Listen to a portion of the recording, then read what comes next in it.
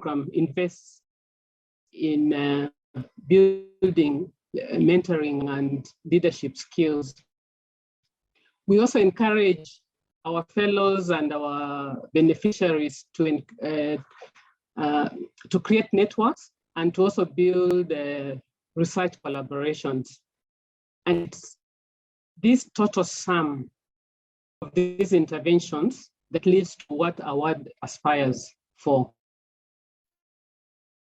And what does award aspire to have? It's to build a pool of capable, confident, influential African scientists who can lead and innovations in agricultural research and development, but it's also to accelerate the careers of African researchers and agricultural policymakers to lead and influence their agenda in Africa. And as I've said before, initially we focused on women so that we had more women who can influence policy, but now it is both combined young emerging scientists in the sector in general. So ultimately, we seek to amplify the voices of the African researchers so that we can enhance their visibility. So this is part of the reason why we have today's storytelling workshop, because we would like to spotlight the research that our fellows are doing, and so that we can celebrate some of the outstanding young emerging African scientists.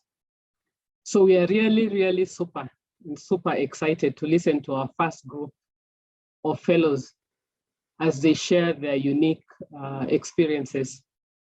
So I really want to appreciate the comms team led by Doreen Odongo and other award colleagues who have put this session together. So meanwhile, for all of us, please just sit back, relax, and enjoy the session. So welcome, and thank you.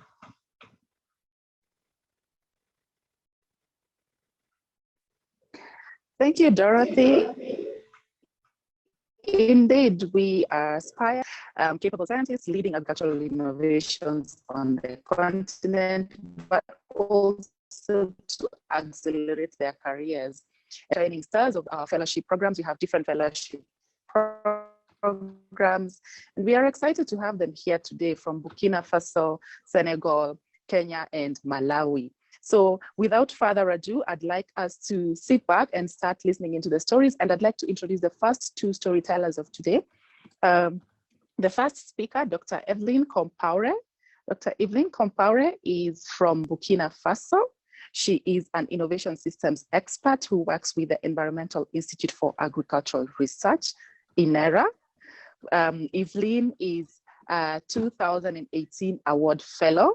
We are excited to have Evelyn here. So Evelyn, please take it away. Thank you very much, everyone. Good afternoon, good evening, or good morning, wherever you are. My name is Evelyn Compaore Sawadgo. So I'm greeting you from Burkina Faso. And it is a very great pleasure for me this afternoon to share with you two aspects of my life. I mean, the first aspect is who I am, which is going to cover my childhood. And the second aspect is what I do, which is going to cover my life as a scholar in agriculture. Then let's move on with who I am. Actually, I am born in rural area of Burkina Faso, and my parents are both farmers. So I am one of the 10 children from my mom, and I grew up in this middle of farming, where I could experience what hard life is in terms of low harvest, in terms of working hard during the rainy season, and in the end of the rainy season, you don't harvest much, experiencing the fact that you don't have enough rain to finalize or to get your crops to the maturity. So I had this feeling from my parent experience. And in this specific life, I would love to zoom on a specific lady who is my mom. I mean, she's very loving, caring, and hardworking.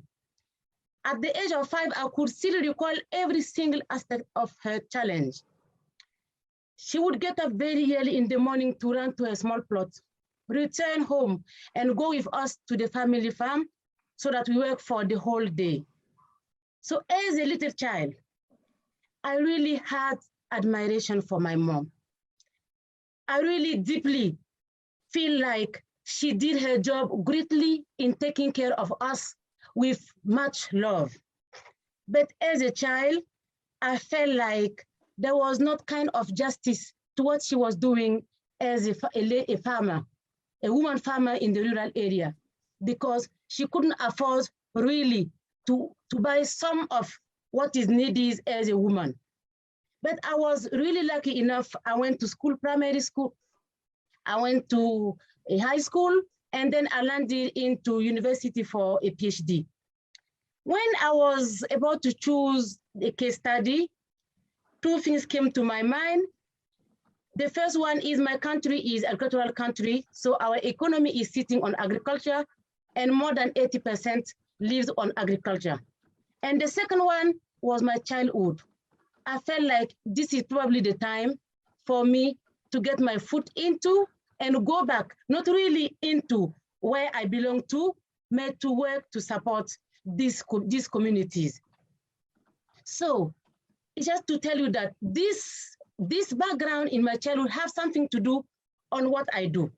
So what I do in my everyday activities as a woman scholar is basically I'm working on three main themes. Agricultural innovation systems, which take into account the macro political level perspective in a specific country like Burkina Faso, and also operational level where you find farmers and everyone who is working on the ground to make agricultural work. And in this operational level, I have been working on 4 main projects, but the themes are cross-cutting. The first one is related to product profile definition. And for this product profile definition, I'm looking specifically on what is needed, what the farmers, the processors, or those who are selling the product need in terms of specific products. And in the other hand, I'm actually looking at the agroecological transition perspective and looking at the farmers' everyday activities, their practices, and what they are doing in everyday life, because how and why one is doing specific things would help us to move forward for this transition. So these two themes on which I'm working have given me, a reason that I didn't make huge changes, huge impact, but the one step at a time. When a woman or a single man working on the farms is making steps forward, it gives me a kind of happiness, taking me back to my childhood. And this is part of me. This is what I like doing, I love doing, and this is me, Evelyn. And I feel like I still got a lot of challenge because carrying family and also being a researcher, but I felt like there is nothing to worry about. We just need to stay on because nothing is impossible in life. I did it, and I felt like everyone who wants to go in agriculture could do it. Thank you very much for your kind attention. It was a great pleasure to be here this afternoon. So I'm waiting for your questions. Thank you. Thank you very much, Evelyn. Indeed, nothing is impossible. I'm going to hand over to my co-moderator, Justin. And as Justin comes in to continue having a conversation with our speakers, the next speaker is going to be Dr. Miriam Karwitha. Miriam is from Kenya. She is a plant pathologist and also a lecturer at the Edgerton University. So I think Miriam comes in and then Justin takes over from there. Welcome, Miriam.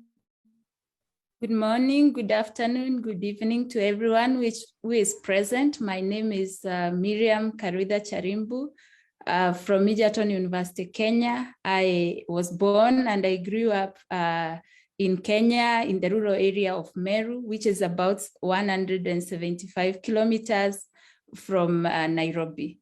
Having grown up in the rural areas, I developed, we provided family labor to our farm. One of the main activities that we used to do was to fetch water and spray coffee during our holidays. But being a girl, the hills, the mountains and the slopes of Meru, it was a very difficult task. And I felt as a lady, as a woman, as a girl, I needed to change the way of doing things in Kenya, in the farm. So I developed the desire to go to school and develop techniques of controlling these pests and diseases. And that is when I started doing my studies in crop protection. After this, I continued with my studies up to PhD level, and I discovered that there are other aspects of agriculture that I needed to focus on. For example, climate change agriculture. And climate change also came together with crop protection, and that is what I'm currently doing. In my course of work, I'm working with rural farmers, the smallholder farmers, mainly those who are doing crops like finger millet, beans, green grams, etc. And in the course of this, I've also worked with the county government of Nakuru, where we have a team that does early warning for pests and diseases. And I think all of you have ever heard about the fall armyworm and desert locust, among other pests that have been occurring due to changes in the weather and climate. And we provide information to these farmers, both also working with the meteorological department so that they are able to get this information and they are able to plan their activities. I've worked with about 4,000 farmers in various counties in Kenya, including Laikipia, Nyeri, Turkana County, among others. And we have worked with a number of crop varieties. Our main achievement that I can record and that I can see I have done is when we train the farmers on the technologies that are coming. For example, drought-tolerant crop varieties. We also have trained the farmers on good agronomic practices. And when they do these practices, we see there is change in the income, they change in the yield, they experience better yield. And we feel very happy because we feel we have touched the lives of these farmers because they are able to meet their needs on a daily basis. We have also looked, and a good example is farmers in Laikipia. We are able to raise their production from 1.5 bags of beans per acre to about 5 bags per acre. And a good example is Anne, who went beyond producing the 1.5 bags to 10 bags per acre, which was beyond the researchable average of 7 bags. And we felt she has done very well. Another good example is Mina, whom we gave only 8 seeds of certified bean seeds after we finished doing our demonstration. He was able to multiply and get about 250 grams of seed, which he could use for the following season. This makes me feel very excited at the moment and having more desire to work with farmers. And I feel we can change so many things when we train the farmers and we create a linkage between the researchers and the farmers so that we can impact the productivity of agriculture in Kenya. And I feel all of us in this room should be able to embrace agriculture as a source of income and also as a source of livelihood. Thank you so much.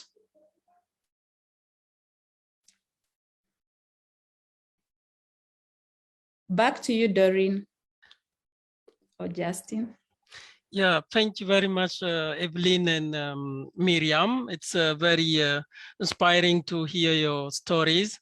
And yeah, it's very amazing how you went from the farm to the university and now back to the farm. And yes, to add to your beautiful stories, I think we have pictures that you can show us and comment. David will share slide, and yeah, we want to see you. It's such interesting stories, and we need to to see you in the field. So this is for Evelyn. Can you just tell us what we see in those pictures? Yes, thank you very much for giving me back the floor. These three pictures on the top gives me a reason why I have to stay a researcher in agriculture.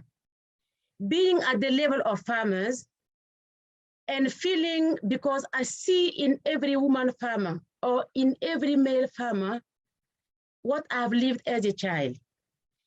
You know, the lady from my left hand side, we have worked in a project.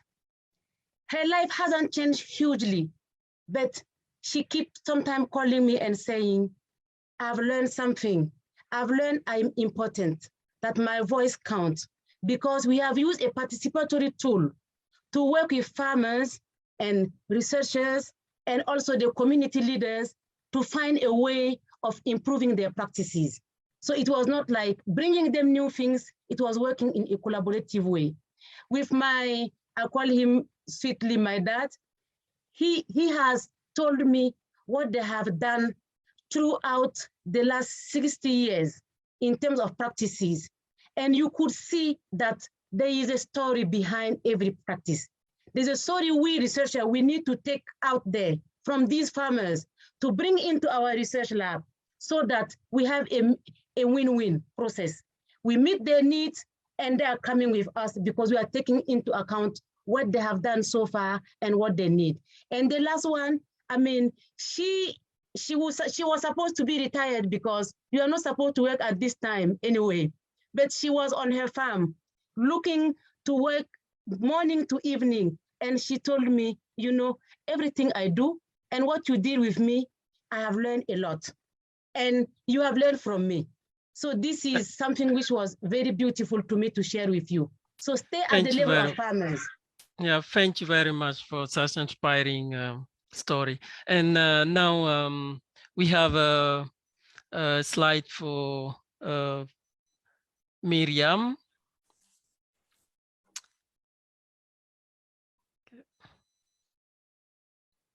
Yes, Miriam, tell us what we see on those pictures. Thank you very much, Justin. Thank you for the floor.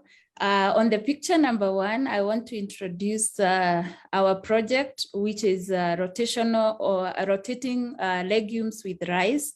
And this was occurring in Kirinyaga County, that is in Moya irrigation scheme. And in this case, we tried to rotate the green grams with rice. And when we rotated, we discovered that in the process, there were new diseases, for example, powdery mildew. And that is why we are working with Gabriel from Climo Trust, trying to identify the pest and the diseases so that we can help the farmers address these emerging issues in the process of trying new technologies in the rice irrigation schemes. In the second picture, we have Mwireri Kiawara Women Group in Kieni, Nyeri County.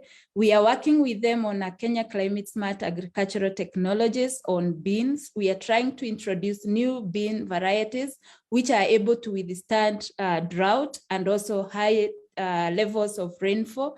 And in this case, Egerton University Seed Unit was supplying Chelalang, which is a new bean variety, to the farmers through the support of Kenya Climate Smart Agricultural Technologies. And I'm happy to work with these women. You can see they are all wearing masks because this was during COVID period when we supplied these beans, because they are still working despite of the pandemic. Thank you, Justin.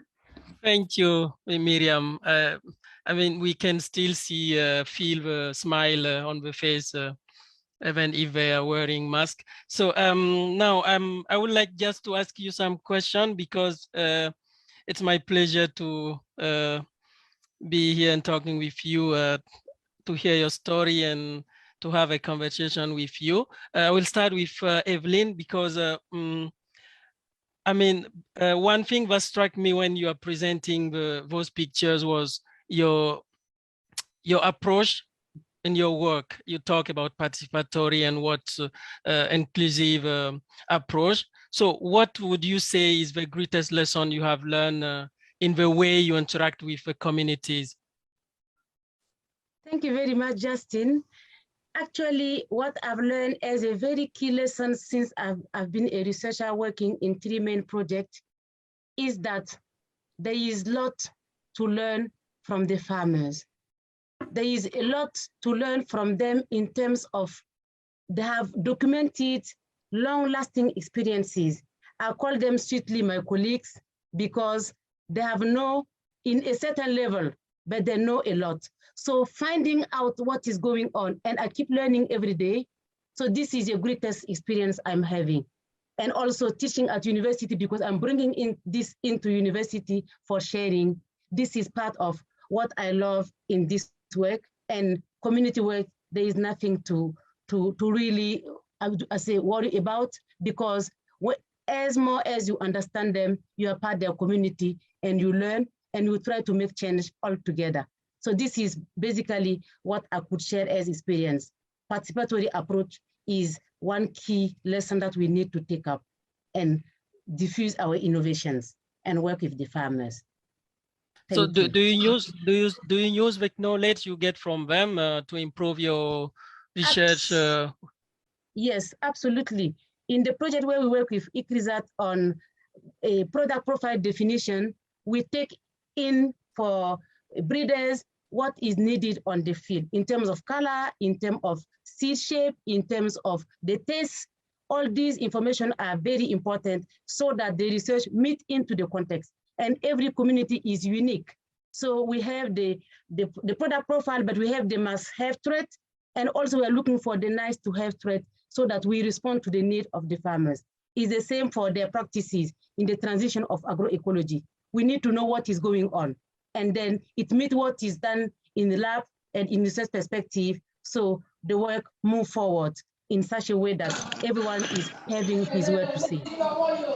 Okay, very interesting to know. And yeah, thank you, Evelyn. Now I'm turning to Miriam.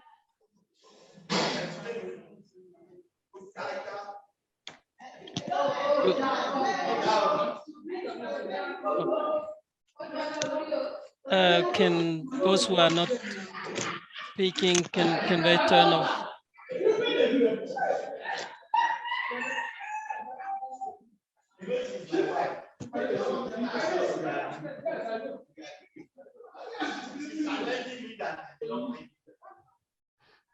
Hello, so Miriam, I have a question for you. You had impressive achievement with the farmers. So beside those concrete results of your work, what have you learned from working with rural women in your communities? Thank you, Justin. I feel the rural women and also the other farmers in general, they are very knowledgeable. Just like Evelyn has mentioned, is that even when we take these technologies to the farmers, it doesn't mean these farmers are blank or they do not have any idea about farming or technologies. By working with them, we realize that they have a lot of information which they share with us, and in the process, we also learn from them. They are also open to ideas. They embrace change. They are capable of adopting the new technologies, and they are able to provide information which they once they learn, they also share with the others, which we call peer learning. Because when we introduce the new technologies, they practice them on their farms, and other farmers can also come in and see what is happening in their farms, and it is easy for them. Also, we realize that farmers are not, they are resourceful. And resources, I mean, they also have money. They have money, but they are not able to get the technologies, such as the certified seeds. You find in the rural areas, they tend to buy seed from the market, which is not certified seed. But when you bring new information to them, they are able to provide, to get their resources, buy the farm input. The only thing is connecting them to the seed companies, connecting them to the agro input suppliers. And in the process, we realize that they are able to build their capacity both by creating networks between the service providers, between the agro input suppliers and the farmers. And at the same time, we also have a linkage and a network between the farmers and also the researchers. And at the end of the day, we have a win-win situation with the farming communities in the rural areas. Thank you, Justin. Yeah, thank you, Miriam. And I will ask you another question coming from the audience. Yes. It's about agroecology. What's the place of agroecology in your work? The agroecological zones are important because we need also to understand the kind of crops that we grow in different areas. When we, for example, if I give an example of the bean value chain that we have worked with for a long time, we realize that due to changes in climate, there is also change in the properties of the different agroecological zones. And in the process, we learned that there are varieties which are tolerant in dry areas. There are those which do very well when there is a lot of rainfall, and the farmers sometimes do not have this kind of information. So we try and do the varietal demonstration, and therefore they are able to select the varieties that fit their own agroecological zones. And you realize also the changes in temperature and rainfall. You realize areas which did not have a lot of rainfall, currently it is having a lot of rainfall, and vice versa. So by doing these demonstrations in their farms, and even having what we call the farmer field schools, they are able to learn from these, and they are able to select those varieties that fit their agroecological zones. I hope I've answered the question, Justin.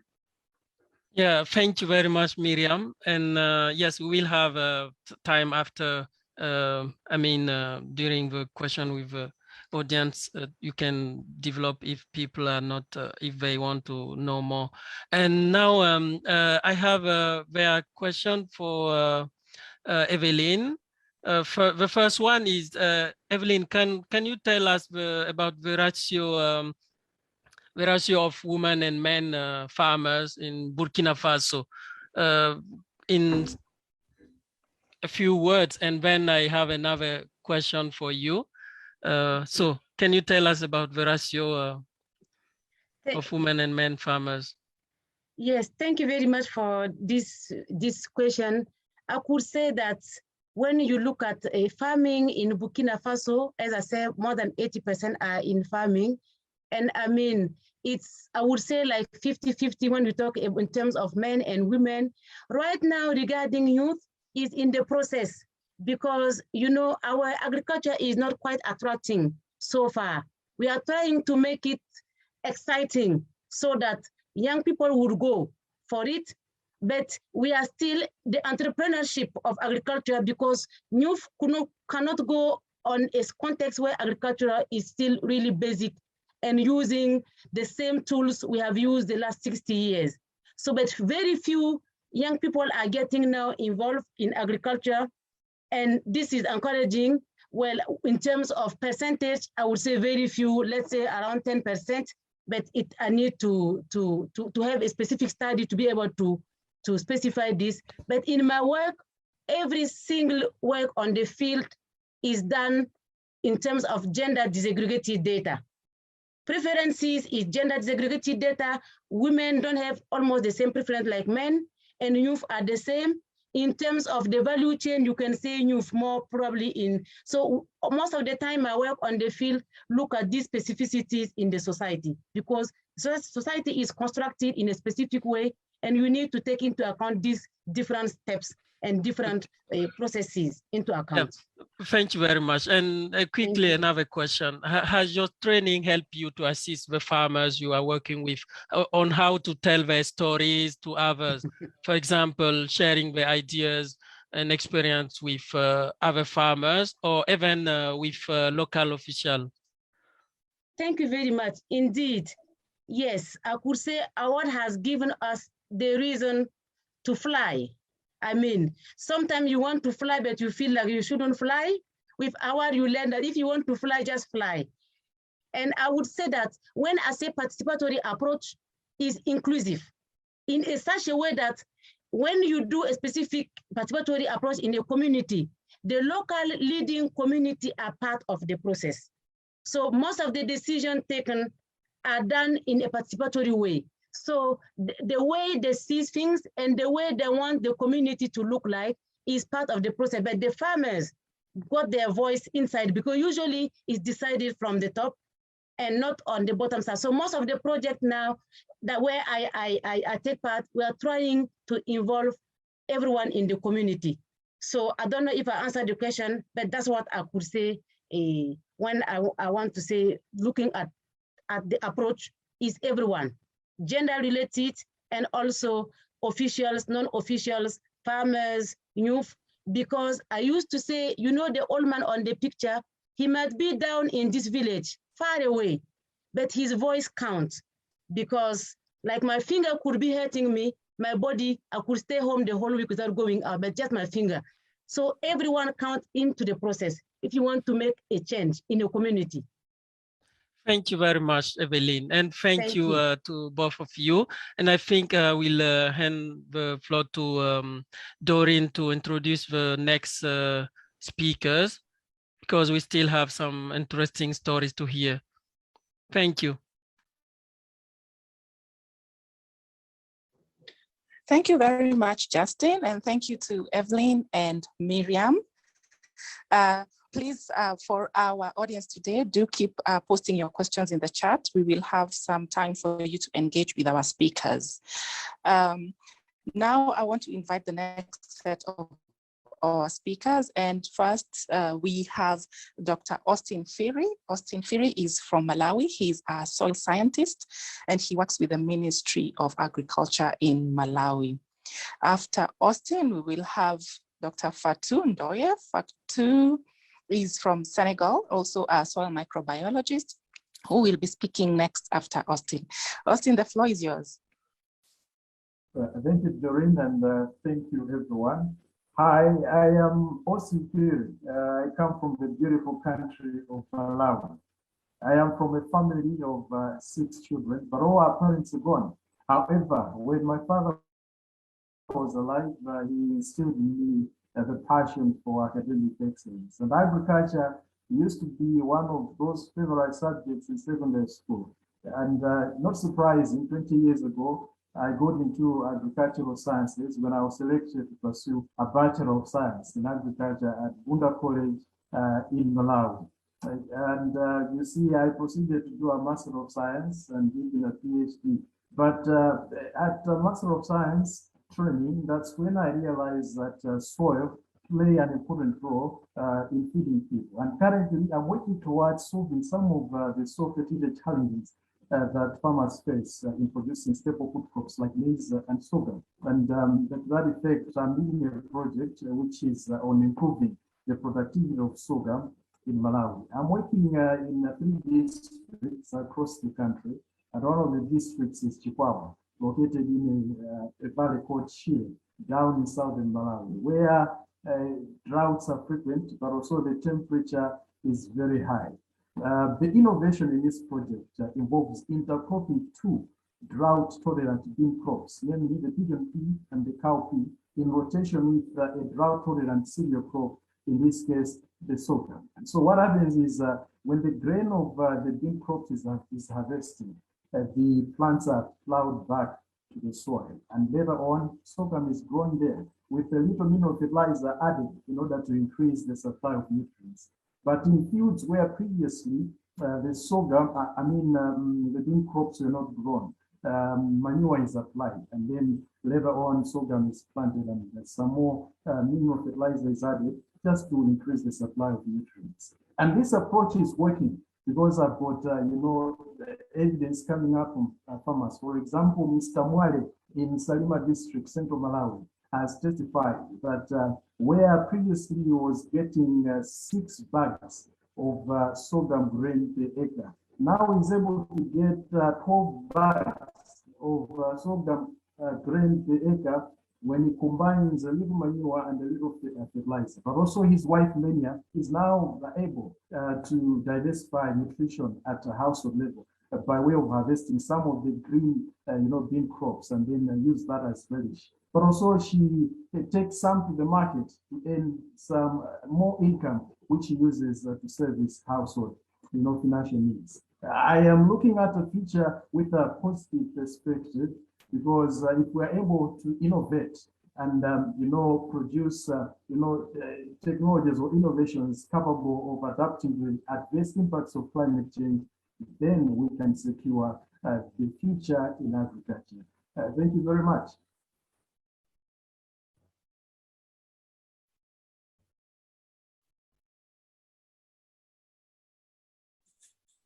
Thank you very much, Austin. Justin is going to be having a conversation with you right after Fatou speaks. And now I'd like to open the floor to Fatou. Fatou, bienvenue. Merci beaucoup. Bonjour Dorine, bonjour à tous. Donc, merci de m'avoir invité à prendre part à ce panel pour partager avec vous mon histoire avec le monde paysan. Oui, parce que je ne suis pas fille de paysanne ni de la campagne, mais mon inspiration et mes défis sont ceux de cette communauté rurale à qui je voue admiration et respect. Je vais vous dire pourquoi. Parce que cela s'est fait grâce à une dame de ménage, donc une femme formidable qui avait l'habitude de me raconter les conditions de vie difficiles au village durant mon absence. Elles n'avaient pas droit à l'école, mais puis devaient venir en ville gagner leur vie et avant de repartir durant les vacances pour s'adonner aux travaux champêtres. Et puis de jour en jour, il y a l'empathie qui grandissait en moi et le désir d'aider ces populations vulnérables nourrissait mon défi de contribuer au développement de notre agriculture. Oui, parce que l'agriculture en Afrique subsaharienne, plus de 70% de notre population s'active dans le domaine. Et pourtant, elle n'arrive toujours pas à nourrir son homme. On peut se poser la question, qu'est-ce qui se passe avec notre agriculture? Pourquoi elle ne répond pas à nos besoins? Cela peut être attribué aux conditions climatiques, mais également à certaines pratiques culturelles, telles que l'utilisation abusive d'engrais chimiques et de pesticides, qui ont complètement détruit nos sols. Qu'est-ce que le sol représente pour la plante alors? Alors, le sol est un environnement vivant, très important pour la plante. Ça veut dire que sans de bons sols, on ne peut pas bien produire et donc nourrir comme il faut notre population. Et je me suis donc intéressée à la microbiologie du sol pour mieux le comprendre et le connaître. Et il s'avère que ce sol contient ce qu'on appelle de tout petits êtres vivants, que l'on appelle des micro-organismes, qui pourraient aider la plante à se développer et à accroître ses rendements. On peut donc utiliser comme biofertilisant. Je me suis intéressée à utiliser ces biofertilisants pour améliorer la production de certaines cultures, telles que l'arachide, le mil, le cotonnier, etc. Et en collaboration avec des groupements paysans et avec d'autres chercheurs, nous l'avons testé sur le riz, sur la patate douce à chair orangée, où les paysans ont été formés sur l'importance de l'utilisation de ces biofertilisants pour améliorer leurs conditions de vie. Pour aller plus loin, je ne me suis pas arrêtée là, je me suis intéressée à d'autres plantes que l'on appelle négligées ou sous-utilisées. Ça, pourquoi? Parce qu'on s'est rendu compte que sur plus de 20 000 plantes sauvages comestibles que nous avons dans le monde, il n'y a que quelques cultures de base qui fournissent l'essentiel de l'approvisionnement alimentaire mondial. Et pourtant, celles-ci pourraient contribuer au développement de notre agriculture, à la sécurité alimentaire et nutritionnelle, mais également à la réduction de la pauvreté. J'ai décidé de travailler avec un groupement de femmes de la ferme Natangé, ici au Sénégal, sur une de ces plantes que l'on appelle le pois d'Ango. Pourquoi? Parce qu'elle a des potentialités nutritionnelles, des potentialités thérapeutiques, mais aussi environnementales qui peuvent être valorisées pour contribuer à la sécurité alimentaire et nutritionnelle donc de ces populations, surtout les plus vulnérables. Et ces femmes, je les ai formées à cultiver dans leur ferme cette culture qui est le pois d'Ango. en pépinière, puis au champ, jusqu'à l'obtention de semences. Et c'est un projet qui est en cours, je vous l'assure, et où les femmes ont montré leur engagement, leur enthousiasme, mais également leur détermination pour la réussite de ce programme, parce qu'elles sont conscientes qu'avec ça, on peut contribuer au développement de l'agriculture et à la réduction de l'insécurité alimentaire. Et c'est une fierté pour moi, en tant que citadine, d'avoir rejoint le monde paysan pour contribuer à relever le défi de l'insécurité alimentaire et du développement agricole de notre pays. Je vous remercie de votre attention et je reste disponible pour les questions. Merci beaucoup.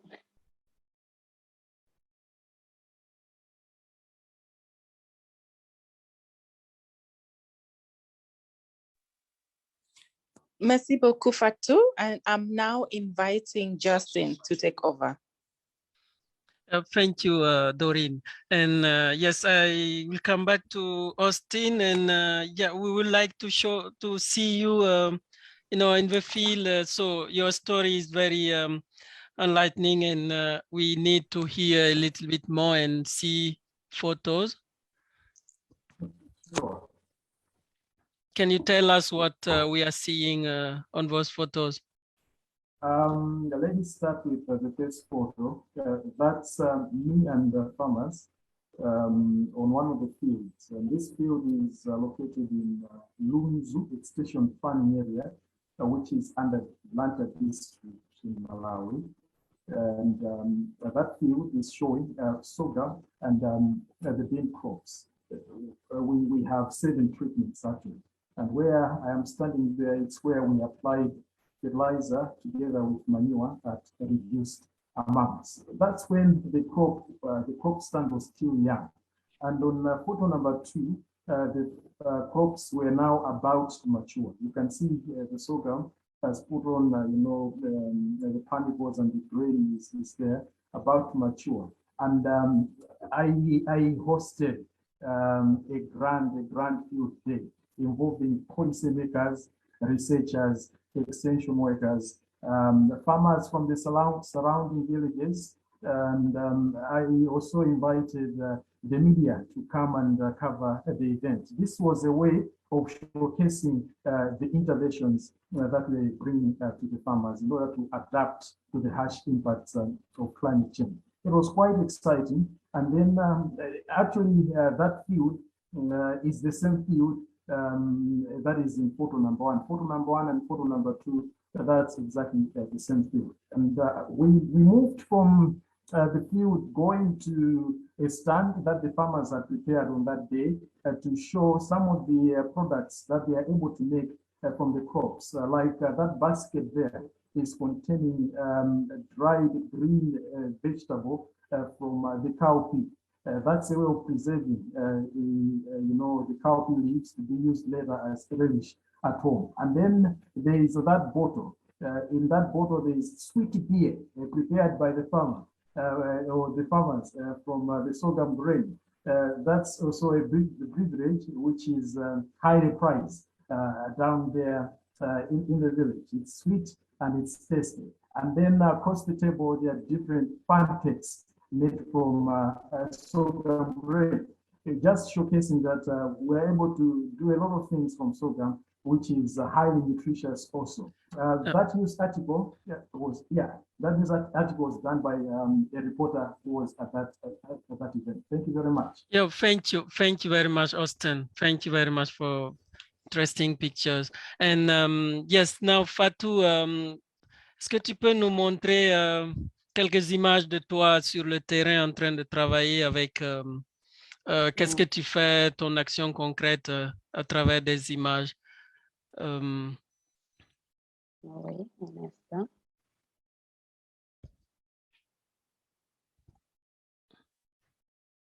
Ah, merci beaucoup, Justine. Ah, ça, c'est moi là.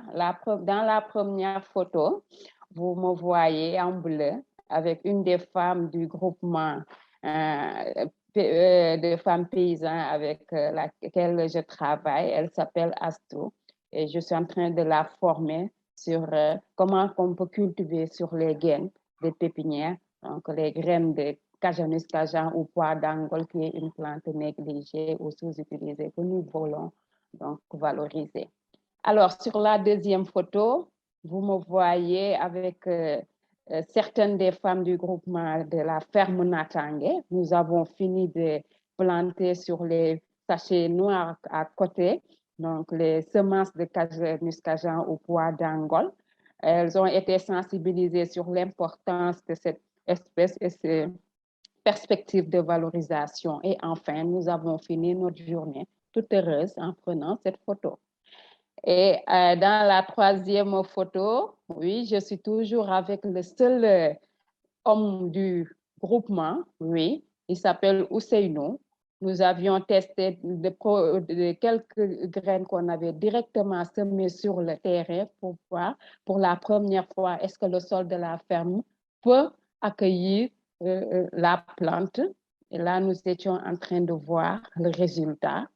Et enfin, la dernière photo, c'est l'arbre du pois d'Angole après 10 mois de culture, donc des graines que nous avons repiquées et qui a donné des graines au niveau des gousses. Ces graines sont conservées. Merci beaucoup et seront valorisées.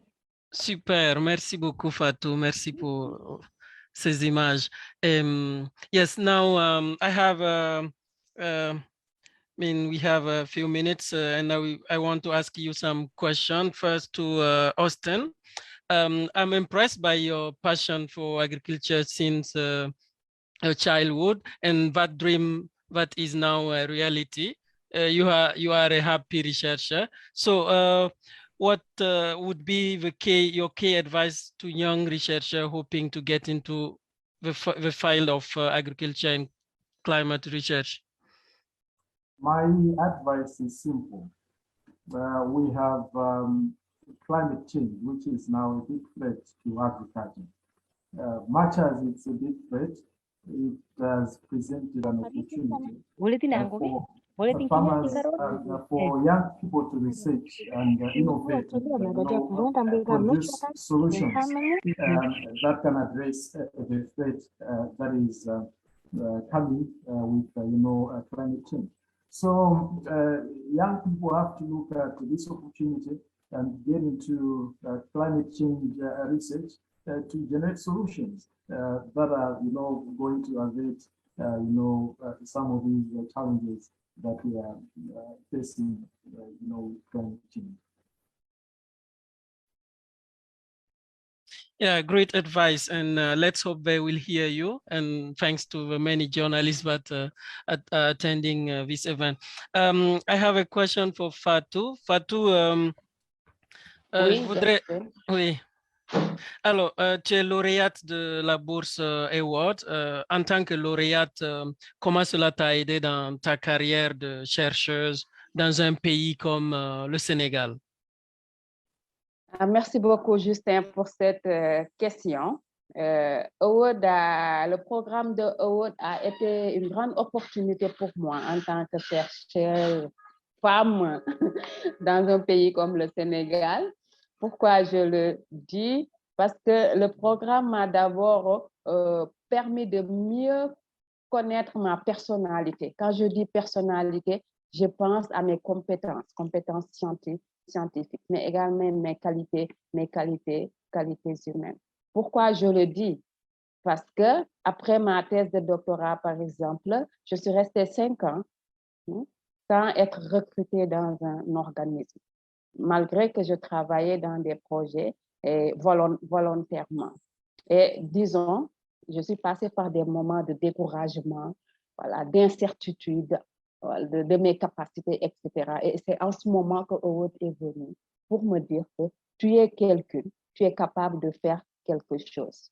Et ensuite, le programme m'a aidé à mieux, définir mon objectif de développement de carrière en tant que femme, en définissant une feuille de route bien claire de ce que je veux faire en tant que chercheur avec l'accompagnement d'un mentor hors pair que je remercie de passage. Et enfin, le programme m'a permis d'acquérir des compétences de vie pour affronter le monde du travail et les réalités de nos pays, parce qu'on sera toujours confronté à des difficultés, à des compétitions. Mais ce programme me permet d'être prête à affronter les difficultés qui seront, sur lesquelles je ferai face et pour atteindre mon objectif. Merci beaucoup. Merci beaucoup, Fatou. Et merci pour la réponse à cette question et aussi ton histoire qui est assez fascinante. Now, I think I will hand the floor to Doreen for a general question and answer with the audience. And thank you very much, everyone.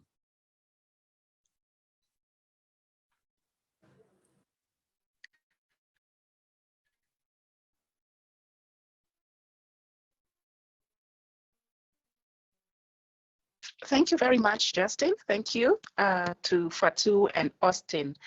I will. Pius is asking, though you didn't. Researchers trying to engage children in farming, and you're saying that your grandmother gave every child some pumpkin seeds to plant and mark their territory. At the end, one whose pumpkin never produced a tasty fruit was said to have a bad hand, while the other was praised for a good hand. Just looking at this old science could be at how this old science could be incorporated into the larger community. That's a question from Pius. Maybe I'll give them time to digest and see if there's any one of them who want to talk about if they're engaging children in farming. And then Carl Ndungu is asking Miriam if she is aware of climate in Turkana County, where you have also worked, and also the type of soil, and how can we achieve food security by having a good soil type? And then I'll ask the third question and then take a break and give the speakers time to answer this one. Astrid, I hope I pronounced your name correctly. She's asking, Evelyn, could you share your experience about the difficulties you encountered in carrying out this project? So I'll start with Miriam and then Evelyn. Thank you. Thank you. Carl, I think it's Carl Ndungu who has asked the question. Yes, we have worked in Turkana County where we are trying to introduce production of groundnuts, which is a new crop, I think, so far in Turkana. Turkana County is a dry area which experiences limited rainfall, erratic rainfall, but they are very good soils which have not been utilized for the longest time possible. And we have done trials. We have seen the best varieties that can be produced in Turkana County. I will give an example of Ndovu, which is a Egerton University bred green groundnut variety. And just yesterday, the Turkana County launched the strategic plan for production of green groundnuts, which will be bought by Insta Company Limited. And the soils are very good. They are producing, we are also contracting the farmers in Turkana to do seed production so that they are getting income at the beginning before they continue with the production.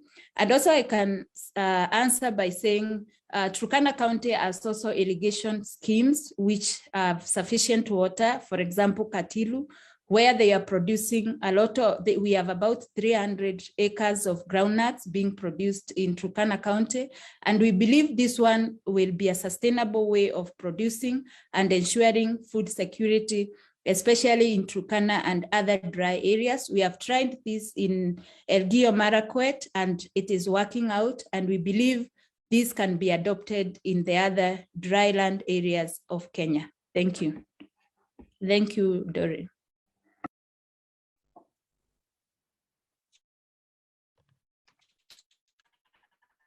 Thank you, Miriam.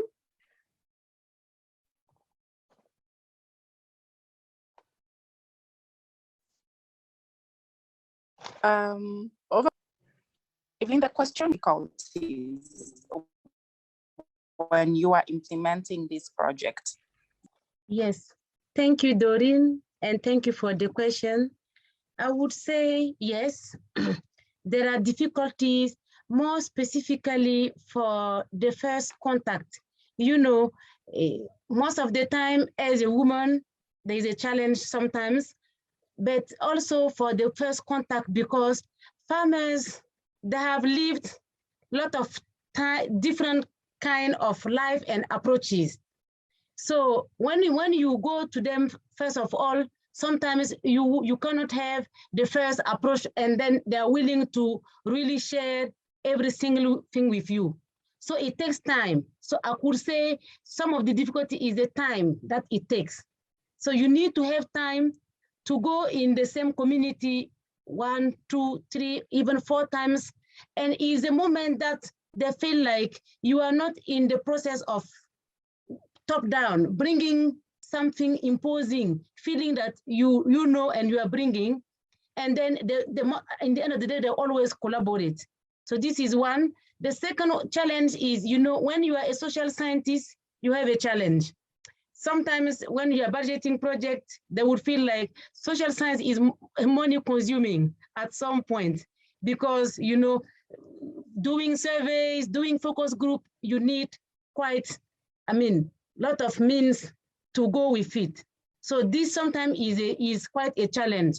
Otherwise, most of the challenge on the way end up with kind of turning to become easy, because when they realize that we are not in the process of bringing new things, is a collaborative work where they have something to say about it, the process moves quite smoothly. That's what I can say. I don't feel like I never have a challenge like a wall and I couldn't cross so far. And one question was related to the children work. You know, sometimes it's hard to say, because we say you shouldn't employ children age 0 to 15 or so, to the point that even when you're on the field, some of the data you get, they feel like you need to leave them aside, because even donors don't want to see some of the informations. It can happen. So this is another challenge that I want to raise. But I know I've been on the farm, since the age of when I can walk. So I could fetch water and give when people are farming, and if I can pick, I will pick with everyone. I don't see it as a child work, because it's part of where you are born. It's part of your community. And she then got sometimes their little plots as well, where they grow groundnuts, or something which can be a cash return for the Christmas clothes and so on.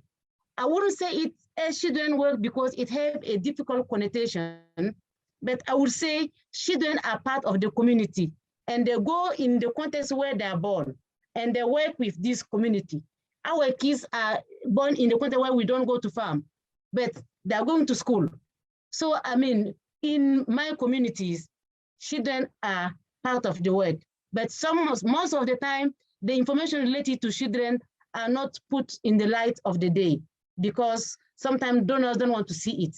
So I just want to add this to the question.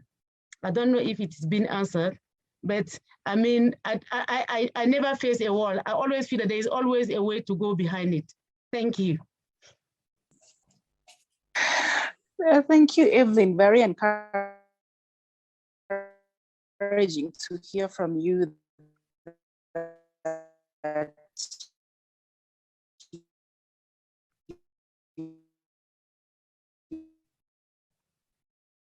you don't think there's even always very ready to identify. Encouraging to hear both from you and Miriam how project, the technologies, and also for you who is very keen on involving the farmers and making them feel that they're part of the project and that they're appreciated and that they understand that they have something to offer. Very important. Now, there's another question here from Busani. How you have facilitated for farmers to adopt certified seeds. Was it easy to promote certified seed, given that many farmers still favor farmer-saved seed for their resilience? And then Felix Mwachemba had ask a question, but not directing the question to. The current trend shows that emphasis is mostly on industrial seeds. Companies instead of local. Do you find this move to be more expensive to the peasant farmers since they are forced, more expensive? I think what you wanted to say is make more expensive to the peasant farmers since they are forced to buy seeds each farming season. And then let's take those two questions first. So can I hand over to Miriam? Yes, thank you, Justin. I will respond to the seed, the issue of farmer saved seed and against the certified seed. And also, I think I will also connect it to the price or the cost of the seed. One of the things why farmers use farmer saved seed is sometimes you realize they do not have the understanding of the reasons why they need to do certified seed. For example, one of the reasons is they try to avoid the pests and diseases which are carried on from the farm to another farm because either they buy or they save them. You may say they are resilient. This is because there are some crop varieties which are considered as resilient because of their adaptive ability in the agroecological zones. However much they want to use farmer saved seed, there are certain disadvantages of using farmer saved seed. And that is why we train them about the use of farmer certified seed. And based on the projects that we have dealt with, like Kenya Climate Smart Agricultural Technology, they are able to provide seed by liaising with the seed companies. For example, they get Cat Bean 1, which is bean variety from Karo, Katumani. They get Chelalang from Egerton University Seed Unit, and they can see the difference between using certified seed and the farmer saved seed. So we demonstrate the ones which are farmer saved and those which are certified, and they see the difference and they are willing to buy the seed. The other thing is the cost. The cost sometimes is too high. So we explain there are some crops in which you can recycle the seed. For example, the beans you can recycle for 2 or 3 times before you buy new seed. So we explain the differences between hybrid seeds and other kinds of seeds, for example, leguminous seed, so that they see the cost and they are able to understand how they can avoid buying every time for different crops. We also have what we call community seed system. Community seed system is where we train farmers who are good, who have the knowledge and the know-how of producing seed. And when they produce the first crop of the seed, we can teach them how to identify the seeds which are contaminated or diseased and those which are not. So they can still save the seed, which they can even sell to their neighbors by organizing and knowing who received, forming a network, who received the certified seed and who did not. So we can tell them, if you want to buy certified seed, go to Farmer X, because the prices are low, because they are not, they are just treated with the fungicides to avoid the seed-borne diseases, and then, but they are not packaged and they are not labeled. So these are like the seed systems within the community. Somebody else had also asked another question on how we select the fields for the seed.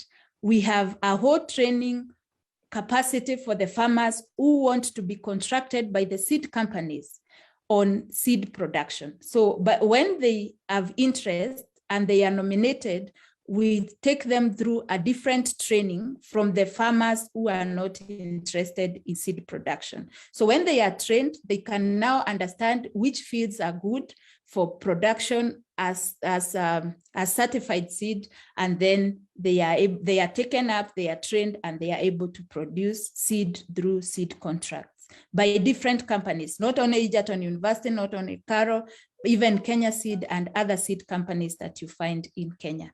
I think I've tried to answer the questions that were addressed to me. Back to you, Doreen. Indeed, Miriam, thank you very much. What I'm hearing is a lot of emphasis on intentional engagement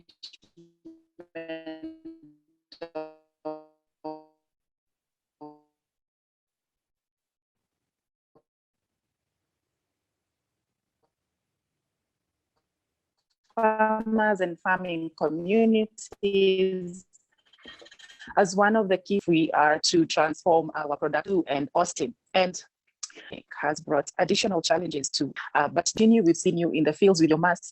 How have you had to readjust the way in which you conduct your research?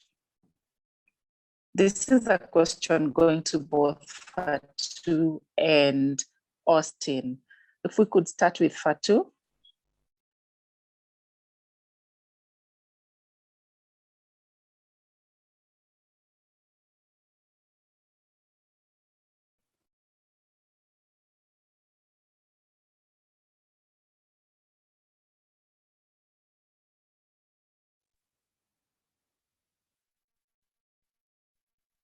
Oui, allô, sa question, c'est la connexion lâche. Alors Fatou, la question c'est à propos de la situation avec la COVID-19 qui a changé la façon dont beaucoup de gens, dont nous travaillons, et en tant que chercheuse, comment cela a impacté ta façon de travailler au quotidien? Alors, merci beaucoup pour la question. En vrai, cette pandémie a retardé nos activités, mais cela nous a quand même permis de faire quelques travaux, des travaux de laboratoire. Donc, on a un environnement beaucoup plus restreint et maîtrisable.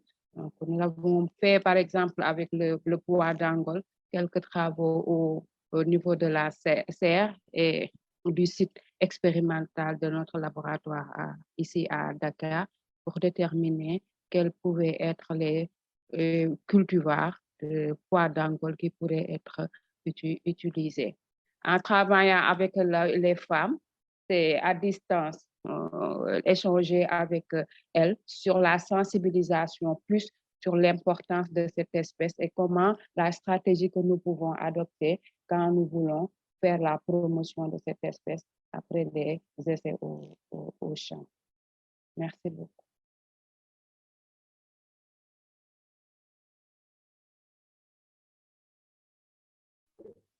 Merci beaucoup, Fatou.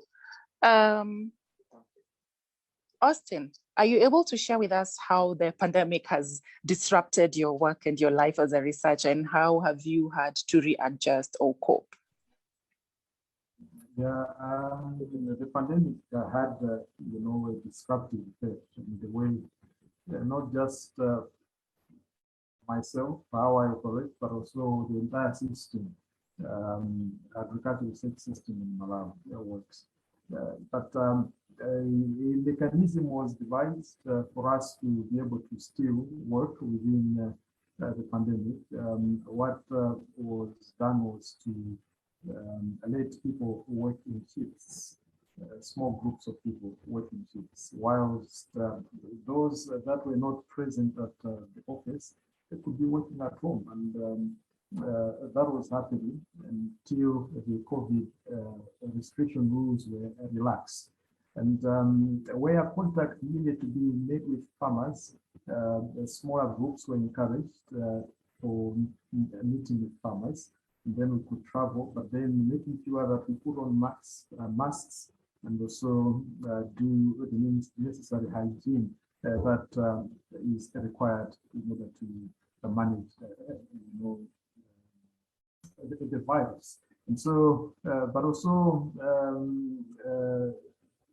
technology assisted by way of making frequent calls, particularly to field officers when passing on information, and where possible, WhatsApp calls could also work, and then we could interact and then see how work was going down in the field. And that's how we managed the situation in Malawi.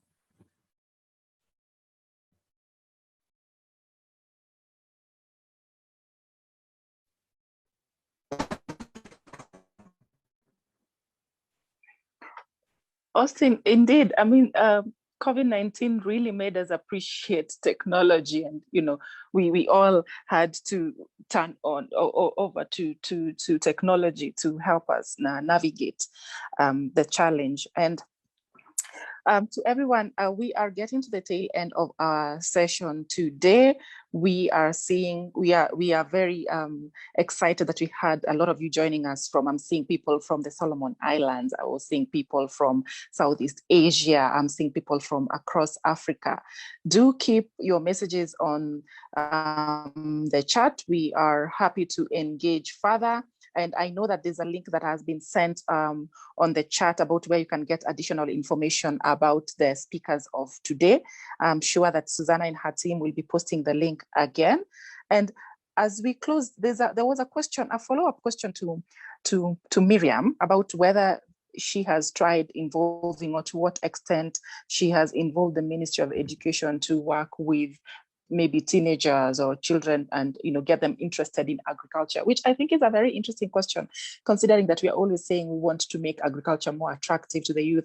I mean, how are we involving them from an early stage, from an early age, even as children, so that they get to appreciate agriculture and what the entry points could be? And I know that there was a question from Bob Koigi, but I think this also could be a question for anybody else, and get the youth more actively involved. As Miriam responds to the question specifically on the Ministry of Education, I would like to give the speakers a minute or so, as Miriam responds, to think about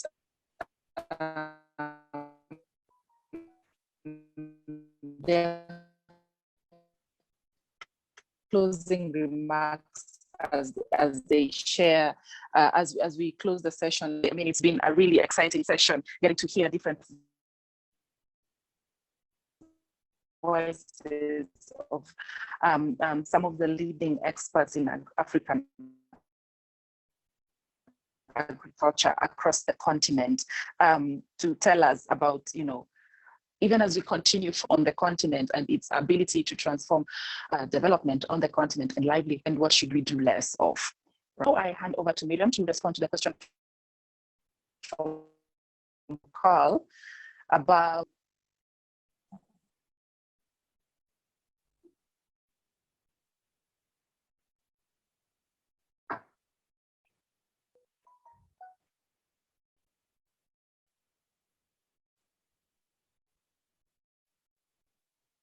Doreen, I think I can respond to the question about involving the youth and also the Ministry of Education, so that we engage the young people in agriculture. One of my passion is to win the youth into agriculture, and I think we have tried that by working with the youth groups who are organized farmer groups in Laikipia and in Nyeri counties. We have really worked hard, and in the process, we had a vision of developing a company which we are trying to register in Kenya. It's called Inuka Agri Venture, which is focusing on the youth and also the women farmers by building capacity, creating networks for them to link the industry, that is the agro-input suppliers. As the company, we provide the training about the valuable agricultural value chains that the youth and the women can adapt, and then we connect them to the marketers or to the sellers. Our idea for this is also to engage the young people through the 4K Club, which is one of the agricultural clubs that has been found in Kenya, and which is found in majority of the secondary schools in most of the areas of Kenya. We believe by linking up with the 4K Club, maybe now we can think of involving the Ministry of Agriculture through Inuka Agri Venture. We believe we will win the youth into agriculture, and at the end of the day, some of them will take agriculture as a job. We believe there are those youth who are doing research and development in the universities, doing their postgraduate studies in agriculture. And there are those who are doing agriculture as a business. So we are bringing the two groups together so that they can learn from one another, and also so that they can work together to build their capacity and also to have a source of income and also to create jobs, because there is high youth unemployment in Kenya. We also believe this can improve the livelihoods of the youth by engaging them in agriculture. So my parting shot is, I believe agriculture can create income, can generate jobs for the youth, and can provide food. I believe all of us had a breakfast and a lunch, and we'll have a dinner in the evening. So let us all embrace agriculture for the future of the world, not only Africa, but the world in general. So thank you so much. Back to you, Doreen or Justin. Indeed. Thank you, Miriam. Indeed, I couldn't have said it better. Let us all embrace agriculture, for we really exciting to hear your Inuka Ventures initiative and how invite Austin, followed by Fatu, and then finally Miriam. Is there hope, agriculture on the continent?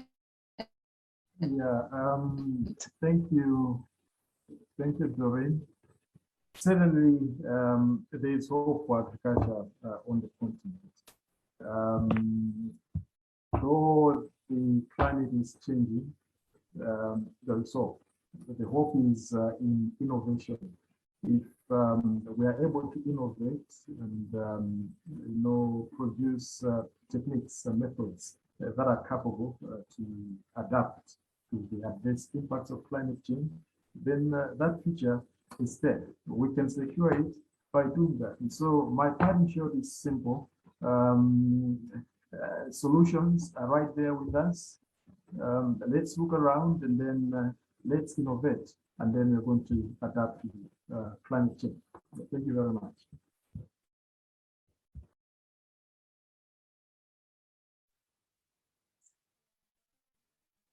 Thank you, Austin. Fatou? Oui. Merci beaucoup. Je dirais comme Austin, nous pouvons avoir de l'espoir avec notre agriculture. Pourquoi? Il l'a dit, c'est dans l'innovation, mais aussi c'est dans la jeunesse. Parce que la majorité de notre population est faite de jeunesse.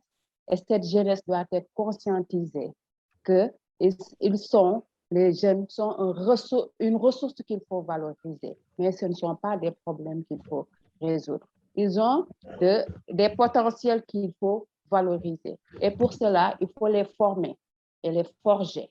Donc, ça veut dire qu'il faut qu'on les accompagne dans des programmes éducatifs innovants où on peut faire ressortir les compétences de ces jeunes-là, aussi bien des compétences techniques, mais aussi à les inculquer des compétences de vie pour que ces jeunes soient bien forgés à affronter la réalité. Pourquoi? Parce que les difficultés ne manqueront pas. Les problèmes ne manqueront pas, mais les solutions seront toujours présentes.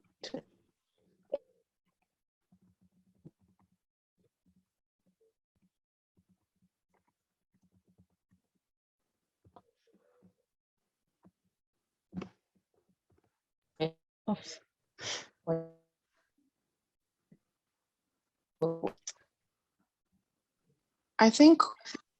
Yeah. Connection has dropped. Okay. Is it just connection has dropped? Yeah. But Fatou was basically agreeing with Austin that the solutions are actually just around us. We just need to embrace innovation, really encouraging to hear that, and of course, emphasizing the need to engage the youth. And finally, I want to invite Evelyn. Evelyn. Yes, I have just two main remarks to make. What can we do to ensure that we opportunities? Yeah, I'm going to make a specific mention, not to repeat myself with Fatou and Austin. I would like to make a special mention to young women who really want to get involved in high education or in agricultural research. I mean, most of the time when you grow young girl, you have more worries than going in high studies. My specific remark is to tell them that there is nothing impossible in this life. I personally have all my children during my PhD years. I succeeded in defending my PhD after almost 4 years. So you can definitely combine family life, because we usually give a lot of mention to our family rather than the study, and you can still combine it with your academic life. It's just a matter of organization. So I am calling in, youth, both men and women, but I'm making more focus on women because it's not impossible to have a happy family life and do research. It's a matter of organization. And I feel like we are there. I did it despite my background, and everyone can do it. And we are the one who should make the change. No one will make it for us. So we need to move on in steady way and together, so we make a good speed and we can make a change in the future. And I'm hoping in the near future, because we have been waiting for so long. Thank you very much for listening to us. And we are looking forward that next time we shall give you more successful stories. Thank you so much. Thank you. Thank you very much, Evelyn. You are saying that we have no more time to wait. We can't wait. And I like that you're saying it doesn't have to be a choice between having a career in research and having a family. It is possible and we can do it. I want to say a very big thank you to all our speakers today for taking the time to share with us your stories, to share with us your personal stories, to give us an insight into your personal lives, and, just to encourage us and to encourage other people there who are making a career, finding solutions for our smallholders. Ladies and gentlemen, it's been an absolute honor moderating this session today. I want to say a big thank you to Justin Yaga, my co-moderator for today. I would like to say a big thank you to the REN Media team led by Susanna. I want to say thank you to our colleagues at Award. At this time, even as we are ending the session, there's a link we've posted in the chat. Do feel free, please, experience today from the sessions today. We'd like to hear from you. So kindly, we request that you indulge us. There's a link on the chat. Tell us about your experience today. And finally, I would like to say a big thank you to Dorothy Mukebi, our acting director at Award, for her support and for enabling us to, do the amazing things that we are doing at Award, to our journalists. And it was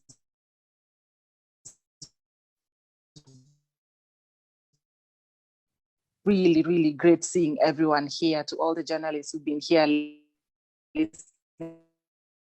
to the stories we hold in the media across the continents who were able to join us today. Joining us from here, saying kwaheri and goodbye, platforms. Thank you. Thank you.